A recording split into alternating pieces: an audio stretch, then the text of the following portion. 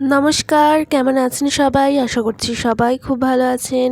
আজকে কাঁকড়ার একটা নতুন রেসিপির সাথে আপনাদের সামনে চলে এসেছি। তো প্রথমেই কাঁকড়া লাগছে নুন হলুদ মাখানো, ভালো করে বেছে টেছে নিয়ে নুন হলুদ মাখিয়ে রেখেছি।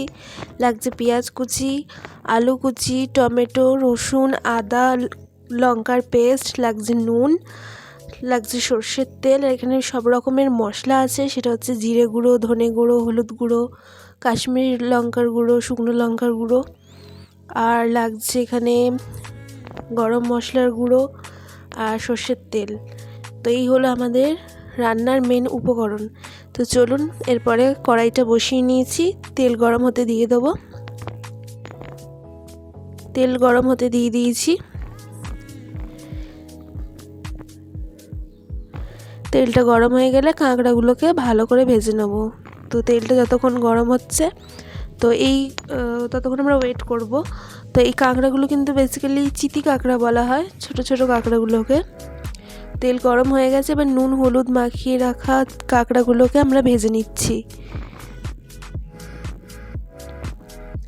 শীতকালেও কিন্তু আমার কাঁকড়া খেতে খুবই ভালো লাগে। কাঁকড়া তো আমার সারা বছরই খেতে খুবই ভালো লাগে, যদি তার মধ্যে শীতকালে পাওয়া যায় তো আরোই ভালো লাগে ভাতের সাথে খেতে। আমার একটা প্রিয় খাবারের মধ্যে এইটা একটা খাবার, কাঁকড়া খুবই ভালো লাগে।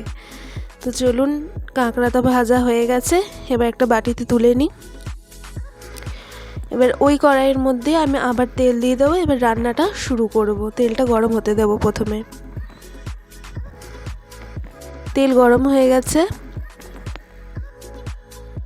এবারে পেঁয়াজ কুচিগুলো দিয়ে দেবো, ভেজে নেব।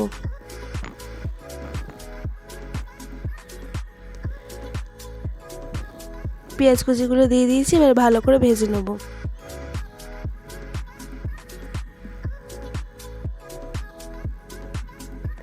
পেঁয়াজ ভাজা হয়ে গেল, প্রায় কমপ্লিট। দেখতেই পাচ্ছেন পেঁয়াজ ভাজা ভাজা হয়ে গেছে, গোল্ডেন কালার চলে এসছে। এবারে আলুগুলো দিয়ে দেবো। কেটে রাখা আলুর কুচিগুলোকে দিয়ে দিচ্ছি।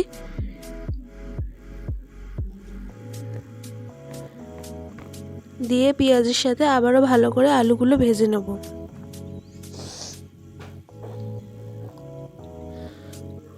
আলু পেঁয়াজগুলো ভালো করে ভাজা হয়ে গেছে, এরপরে পেস্টটা দিয়ে দেবো, যার মধ্যে আছে আদা, রসুন, কাঁচা পাকা লঙ্কা আর টমেটো পেস্ট। দিয়ে এই মশলাটার সাথে ভালো করে আলু আর পেঁয়াজটাকে ভালো করে কষিয়ে নেব।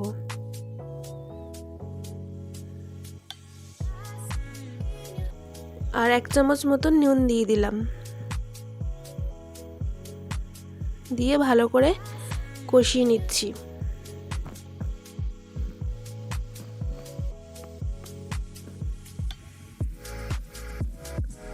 ভালোভাবে কষাতে হবে, যাতে মশলার গন্ধ না ছাড়ে।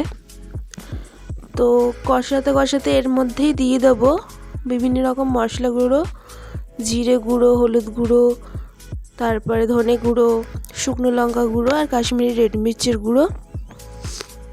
মশলা ধোয়া জলটাও একটু দিয়ে দিলাম কড়াইতে।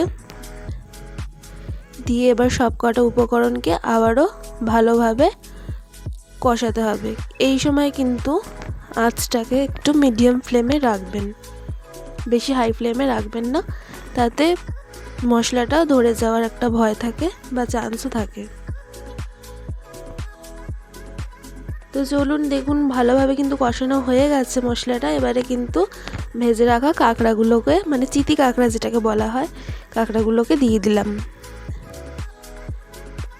অল্প একটু জল অ্যাড করলাম, দিয়ে আবারও ভালোভাবে মশলার সাথে কাঁকড়াগুলোকে আর আলুর সাথে পেঁয়াজের সাথে কাঁকড়াগুলোকে কিন্তু মিশিয়ে নিচ্ছি। একটা বেশ ভালোই গন্ধ ছেড়েছে, স্মেলটা খুব ভালো লাগছে। আমার এই তরকারিটা যেদিনকে হয়েছিল, তো আমার পুরো মানে ভাতটা ওইটার সাথেই, এই তরকারিটার সাথেই খাওয়া হয়ে গেছিলো। এখানে আমরা 3 কাপ মতো জল দিয়েছি, ছোটো কাপের 3 কাপ।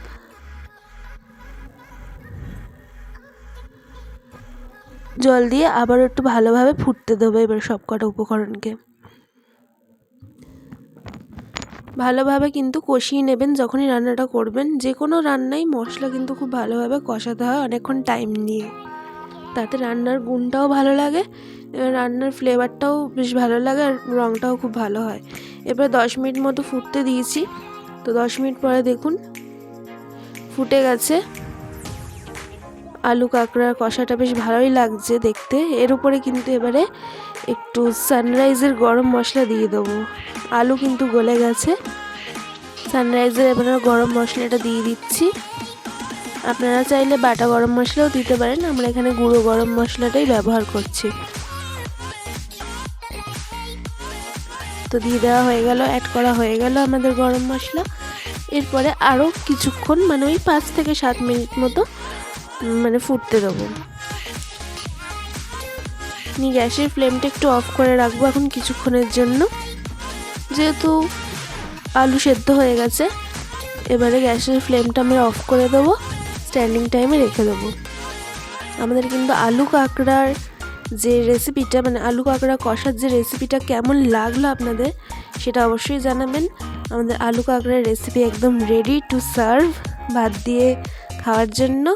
লাইক কমেন্ট শেয়ার অবশ্যই করবেন, ফেসবুক পেজ থেকে দেখলে ফলো করবেন। টাটা।